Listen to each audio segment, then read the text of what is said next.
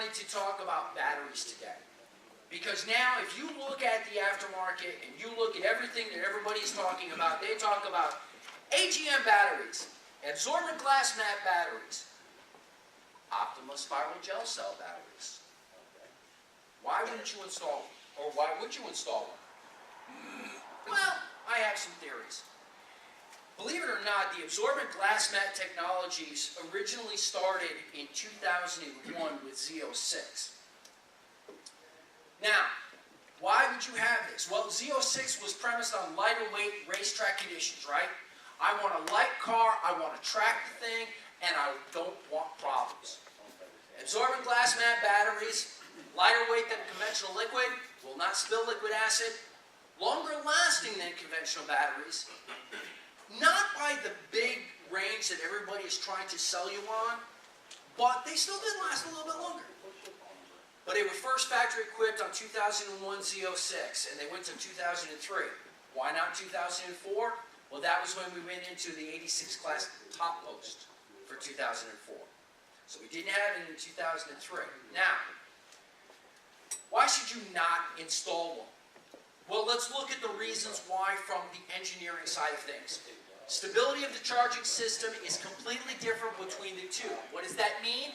That's because lead-acid batteries charge at a different rate with different voltage than an absorbent glass mat battery. So if you've got somebody who's putting an AGM battery in your car and they're saying, oh yeah, it's good. How many people have had an Optima red top fail? An Optima yellow top fail? I've swapped out more than I can even count. Because the charging system is for a regular lead acid. So the computers compensate thinking you have a lead acid battery in there. Not thinking that you have an AGM battery in there. So what happens? Spiral gel cells charged at an incorrect rate, shortens the effective life of the battery. Done. If you do not charge the battery correctly, it may prematurely fail.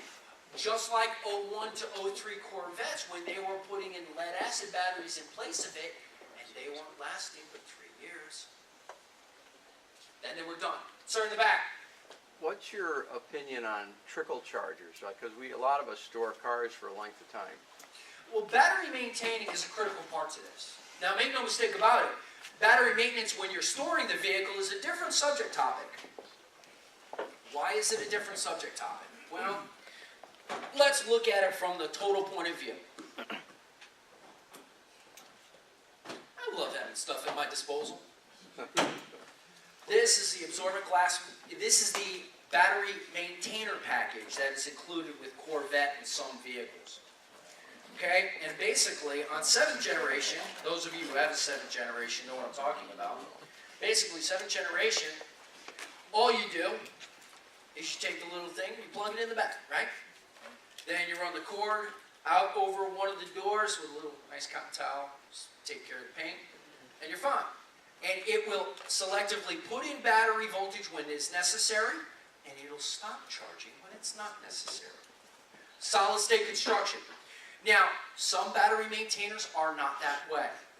Okay? And you need to understand the difference between a trickle charger and a battery maintainer.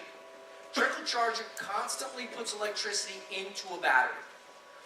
That will effectively shorten the life of the battery. Because remember, batteries have a cycle life.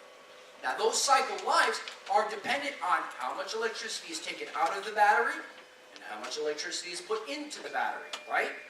So, if we are only putting in what is necessary, we effectively lengthen the time that that battery can be good. All right? That's one of the reasons why a good battery maintainer is so critical. So I would suggest anybody who does it, and look, 5th generation Corvette, you probably need one if you let the car store for more than 3 weeks. The reason why is 5th generation, they pull about 20 to 29 milliamps depending on it. 4th generation owners, you're only probably pulling about 11 to 12 because you don't have a lot of computers in that car. 4th generation, we had maybe 5.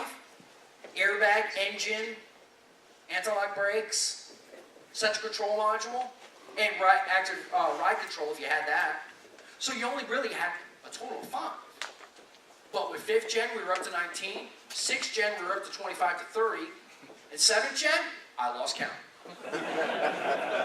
So You get my point, though. You follow what I'm saying with this. It all depends. It all depends on what you're looking for in a battery long term.